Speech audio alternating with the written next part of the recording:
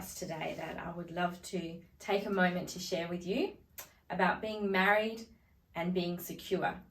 But first, before I do that, I heard a funny quote about marriage the other day. You may have heard it before, but it goes like this. Men marry women in hope that they will never change, but women marry men in hope that they will change. Both are usually very disappointed.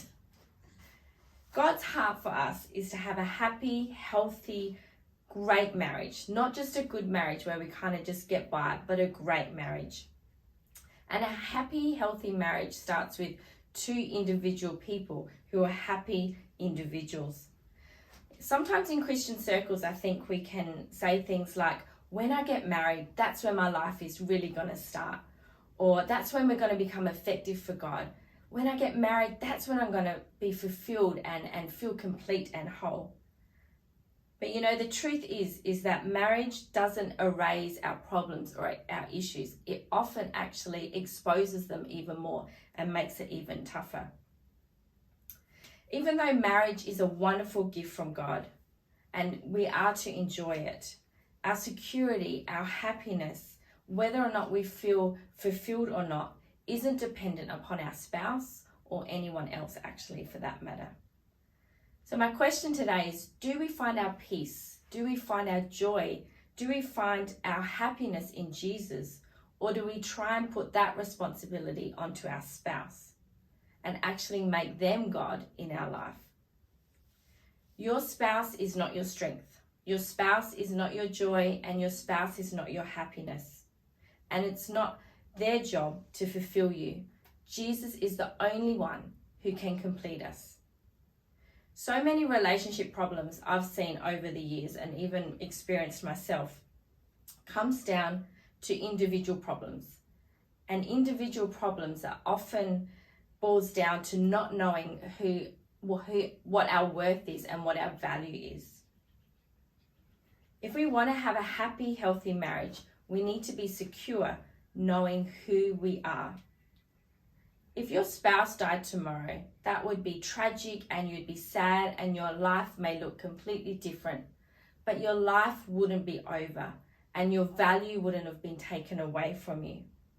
We don't need a spouse to have security. In Job 11 verse 18, it says, or the story of Job, he experienced many tragic things in his life, but it says, and you will feel secure because there is hope. You will look around and take your rest in security. Insecurity is our inability to recognize our own worth and value, and we don't need a spouse to validate that. Jesus already says that we are worth it. You know, the value of an object or what it is worth is dependent upon what somebody is willing to pay for it.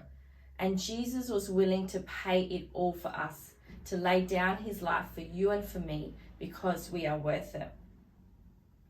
You know, just because we might project security doesn't mean that we possess security.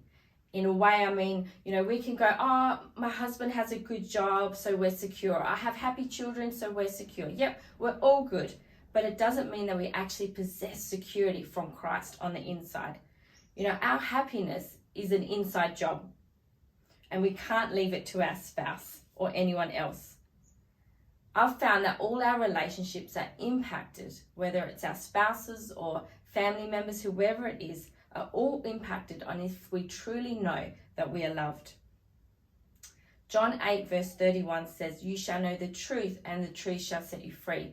It's not just knowing what the truth says, it's knowing who truth is, Jesus himself. And the foundation of a happy, healthy, and great marriage is first of all knowing Jesus for ourselves.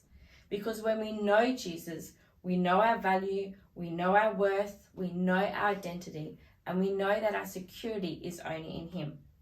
So when we live like this, that's when, as husbands and wives, we are truly able to love one another, to appreciate each other, and to care for one another, and to walk in the blessing and the purposes and plans that God has for us. God bless you. Trust you have a great day.